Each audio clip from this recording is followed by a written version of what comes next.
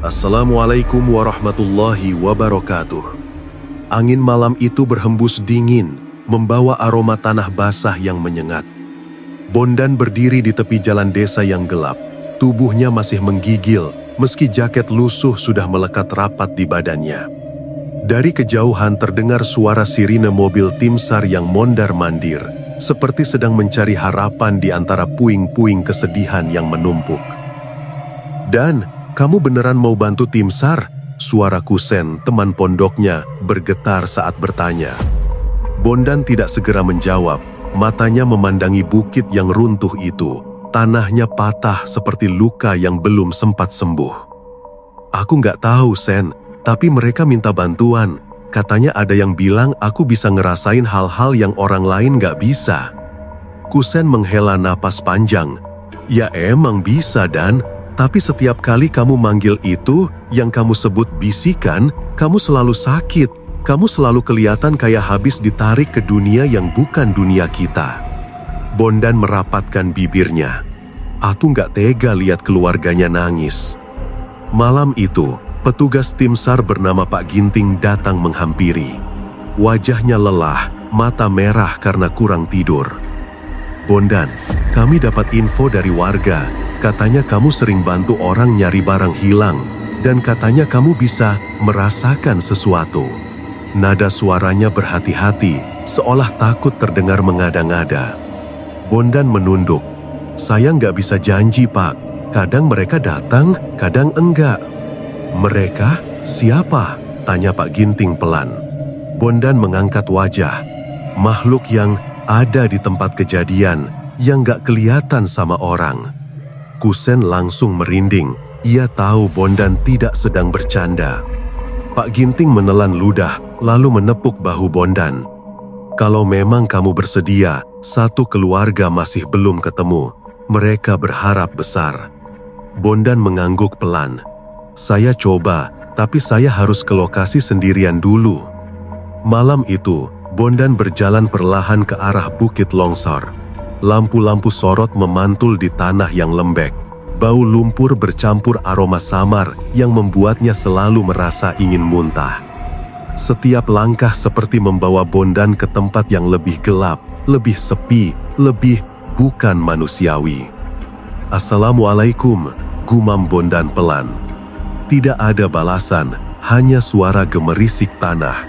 Lalu, dari balik genangan air yang memantulkan cahaya, muncul bayangan samar. Seorang laki-laki, berdiri tanpa kaki, melayang pelan seakan mengikuti alur angin. "Mas," suara itu lirih, pecah seperti bisikan dari ruang kosong. Bondan mengusap wajahnya yang tiba-tiba berkeringat. "Kamu korban longsor?" Bayangan itu mengangguk, meski gerakannya tidak sempurna. Wajahnya rusak separuh, seperti tertimpa sesuatu berat. "Mereka di bawah pohon besar," bisiknya. "Kami ketiban batu besar, Mas, tapi istri sama anakku gak jauh dari aku. Tolong." Bondan merasakan sesak menghantam dadanya. "Saya bakal bantu, kamu tunjukin aku tempatnya." Bayangan itu tidak berbicara lagi. Ia menghilang, namun serpihan cahaya putih bergerak ke arah sisi bukit. Bondan mengikuti. Setiap langkah seperti membawa Bondan ke dalam perasaan yang makin berat. Tanah seperti memegang pergelangan kakinya, menariknya perlahan. Suara gerincing entah dari mana terdengar, seakan banyak tangan mengetuk dari balik tanah.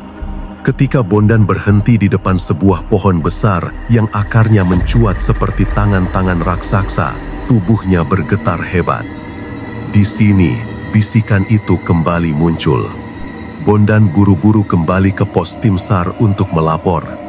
"Pak, gali di bawah pohon besar yang condong, tapi jangan dari sisi kiri, tanahnya rapuh."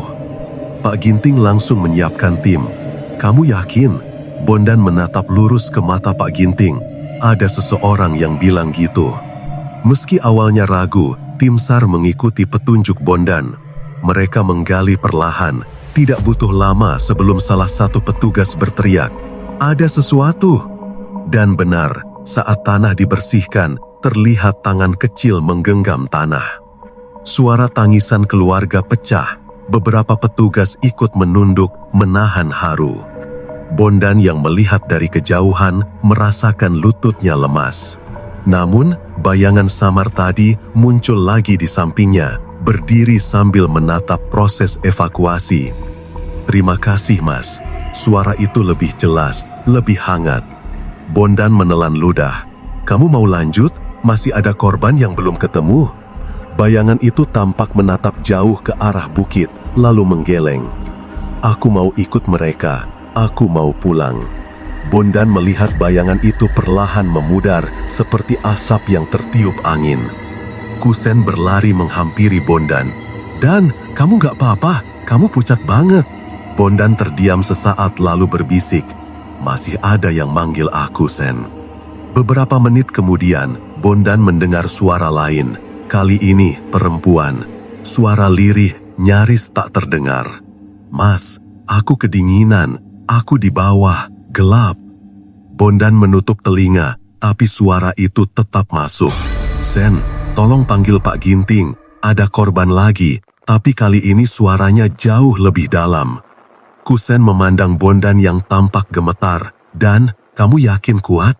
Bondan mengangguk, meski tubuhnya jelas tidak setuju. Ketika ia kembali ke area longsor, tanah seakan menjerit. Suara dalam tanah, seperti banyak orang memanggil minta tolong, saling tumpang tindih. Bondan menelan ludah, menatap kosong ke arah bukit. "Pak, di balik batu-batu besar itu, ada 2 korban, mungkin lebih, tapi posisinya sangat dalam."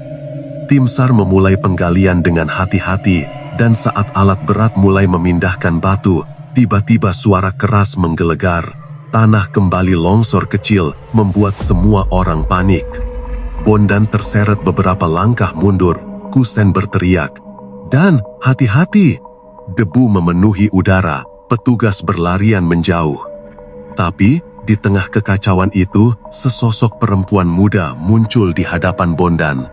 Rambutnya basah, wajahnya pucat seperti kain dingin. "Mas, aku gak bisa keluar, tolong." Bondan menahan napas. "Aku bakal bantu." "Anakku," suara itu pecah. "Dia masih hidup waktu tanah nutup kami. Dia manggil-manggil aku." Bondan tidak kuat menahan tangisnya. "Aku bakal cari dia. Tolong, tunjukin tempatnya." Perempuan itu menunjuk ke sisi kanan tebing. "Sana, tapi cepat, dia takut."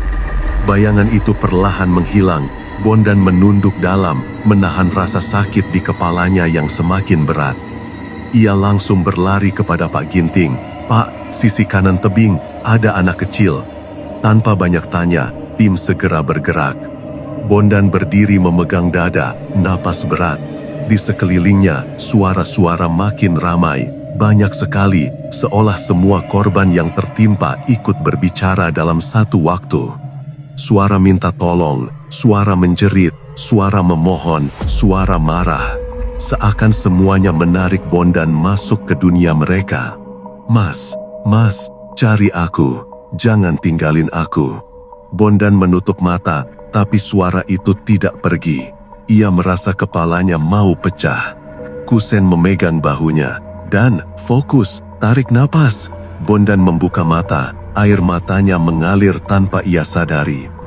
Aku ngerasa mereka semua masih di sini, Sen. Tapi suaranya tumpang tindih. Aku bingung." Di tengah kekacauan batin itu, tiba-tiba suara kecil memanggil, "Mas, tolong jemput aku." Suara paling lembut, paling polos. Bondan langsung tersentak. Anak itu, dia masih nunggu ibunya. Tanpa pikir panjang, ia kembali mendekati area yang ditunjukkan tadi. Petugas sedang berjuang memindahkan batu besar, setiap detik berharga. Tiba-tiba, seseorang dari tim SAR berteriak, "Ada ruangan kosong di bawah, cepat!" Mereka memasukkan kamera kecil.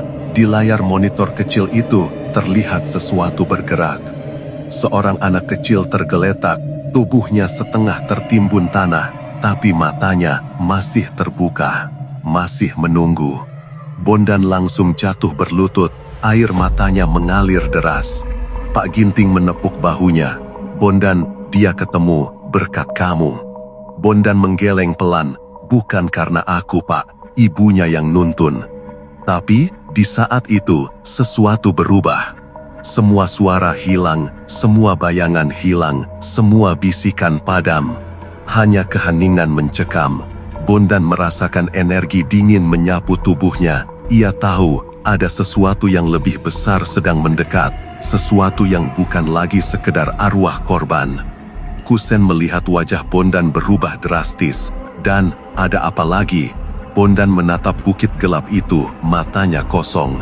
Mereka bilang, ada sosok lain di balik longsoran ini yang bukan manusia, yang marah karena tempatnya diganggu. Dan itulah awal dari bencana berikutnya yang lebih besar.